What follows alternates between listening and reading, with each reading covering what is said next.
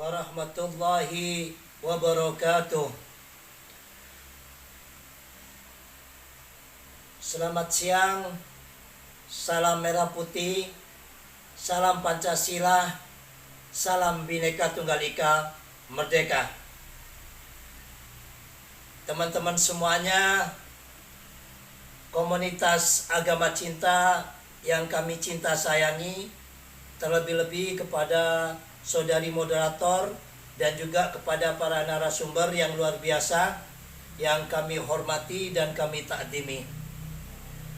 Pada sesi kedua agama cinta ini kita berikan tema Bhinneka Tunggal Ika, hanya sebatas simbol, hanya sebatas logo apabila kita tidak mengerti dan tidak mengamalkan trilogi toleransi. Di sini kami tulis dua kalimat besar, yaitu Bhinneka Tunggal Ika dan trilogi toleransi. Sebelum nanti dibahas panjang lebar oleh para narasumber, di sini kami berikan pengantar. Kenapa agama cinta pada sesi kedua ini memberikan tema ini?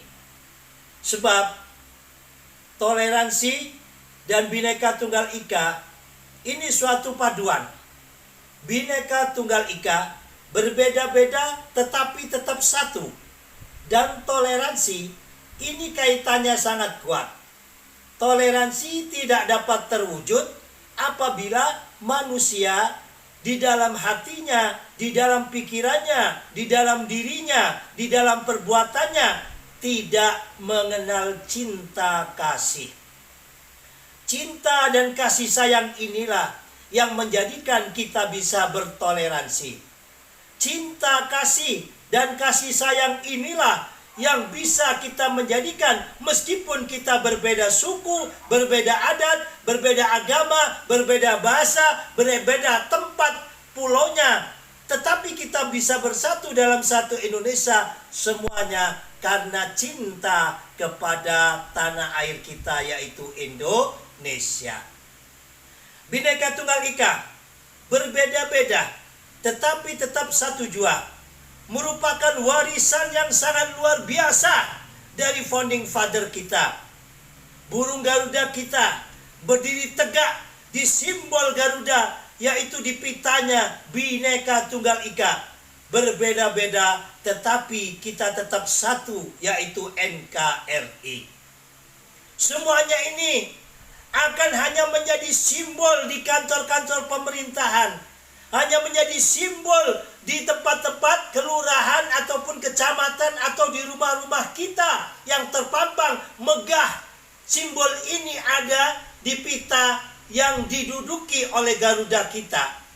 Apabila kita tidak memahami trilogi toleransi.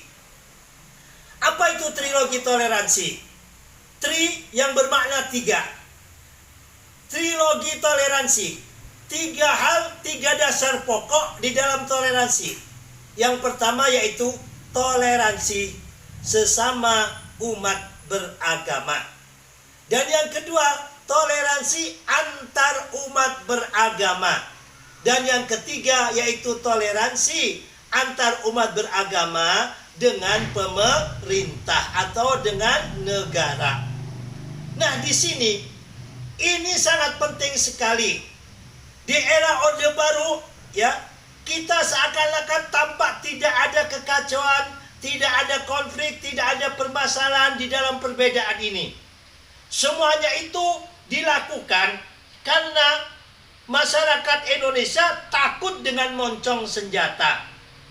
Begitu era reformasi, keran demokrasi dibuka, HAM internasional masuk, dan Undang-Undang Dasar 45 yang diwariskan kepada kita diamandemen berkali-kali.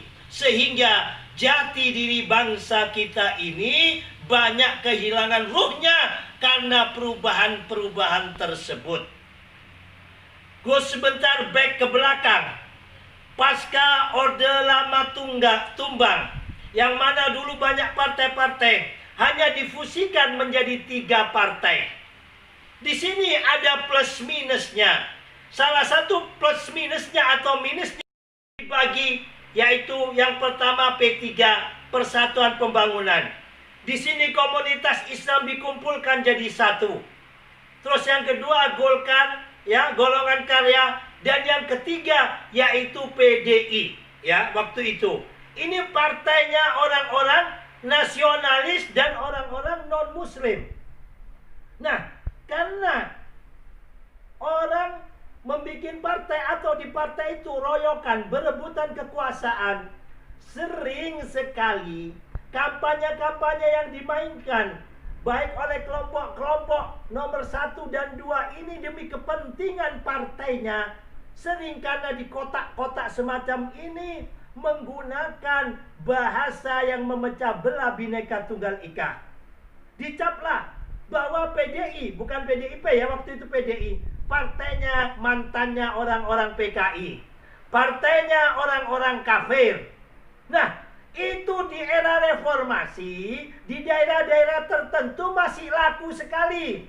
Seperti Banten bagian selatan, ya, Madura, Aceh, Sumatera Utara, bahwa PDI diidentikan partainya anak-anak atau turunannya PKI serta partainya wong-wong kafir. Ini kelemahan yang dilakukan oleh Orde Baru. Seharusnya P3, Partai Persatuan Pembangunan, kalau kita merujuk pada Pancasila kita, ya, yaitu partainya kelompok-kelompok agamis. Jadi tokoh-tokoh agama berkumpul di Partai Persatuan, ya, Golkar dan PDIP. Ini yang keliru. Dan itu dimainkan hingga kini di saat pilkada, di saat pilpres, ya. Jangan pilih partai merah. Itu partainya wong kafir, partainya anak-anak kiai. Itu masih sangat laku. Di Aceh, di Madura, di Tapal Kuda, di Banten Selatan, di Sumatera Utara, daerah-daerah yang basis Islam.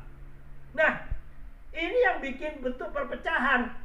Dan selanjutnya, Gus kembali kepada masalah kita, yaitu trilogi toleransi.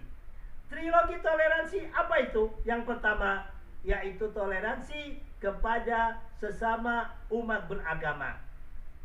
Pasca reformasi ini, keran demokrasi dibuka, khususnya Islam dan Kristen, yang paling banyak masuk sekte di Indonesia. Semua sekte paham, ya, mulai paham yang transnasional, yang paham cinta damai, paham semi radikal, paham radikal, bahkan paham jihadis, itu masuk tumplek-blek ke Indonesia tanpa adanya reserve, karena keran demokrasi dibuka begitu hebatnya. Begitu juga di agama Kristen. Untungnya agama Kristen ini di Indonesia mayoritas kedua, bukan mayoritas utama. Itu juga tumplek-blek sinode-sinode dari luar itu masuk ke Indonesia. Di Kementerian Agama itu lebih dari 300 sinode yang ada. Akan tetapi pada kedua ini Gus tidak terlalu bahas, ya, karena tidak banyak permasalahan.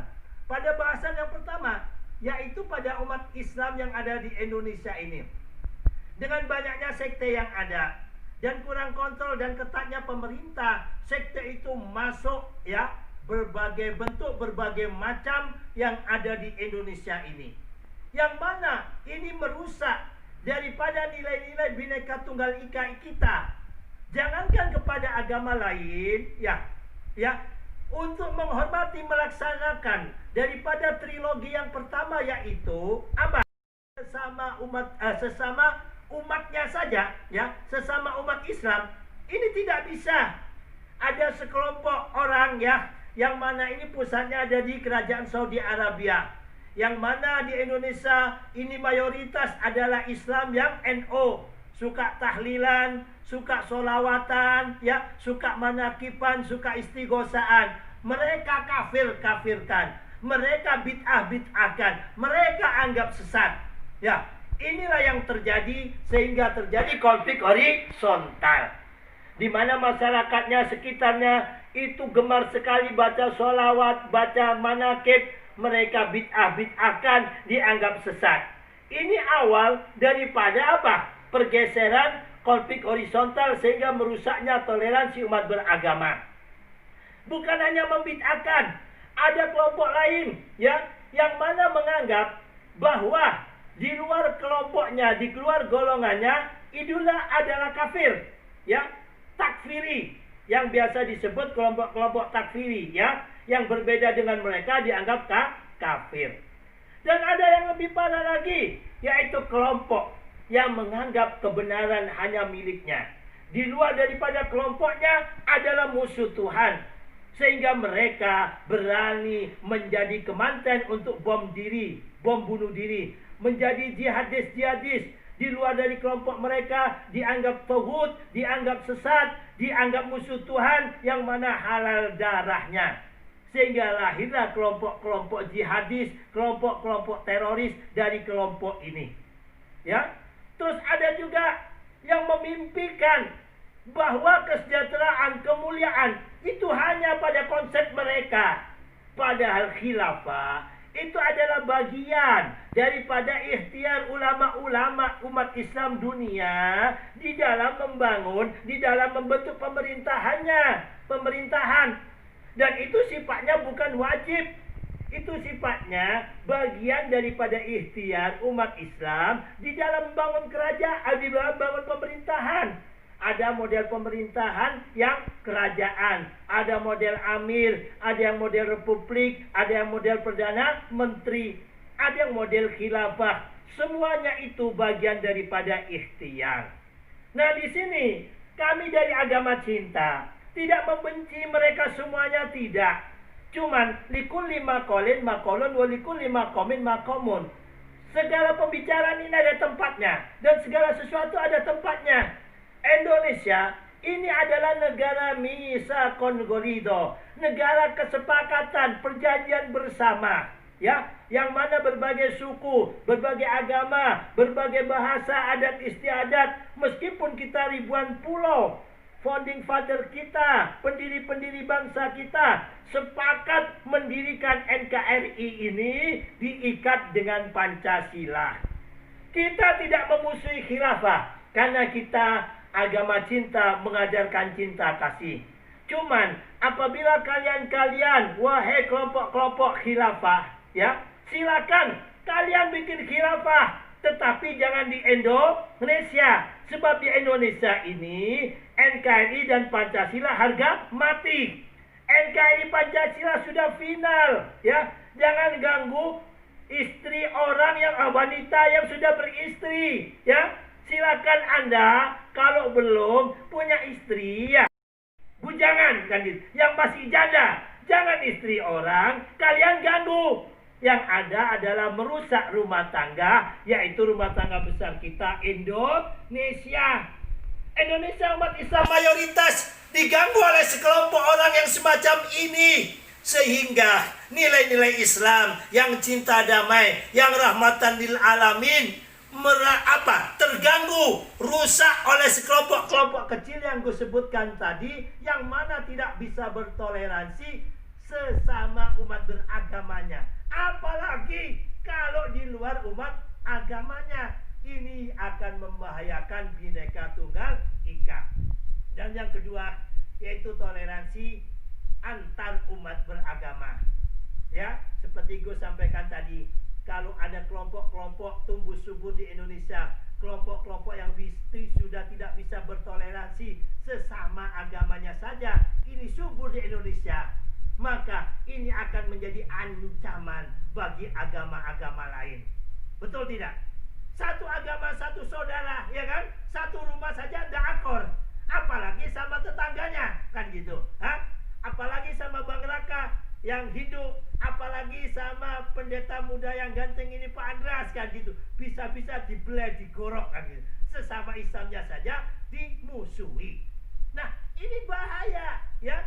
Makanya pemerintah melalui Pancasila ini harus kita perkuat Pancasila, ya. Undang-undang BPIP harus segera disahkan agar koridor-koridor kita di dalam berbangsa dan bernegara ini ada landasannya yang kuat, ya. Kalau dulu zaman Orde Baru ada BP7, ya, plus minusnya BP7 kita perbaiki, ya.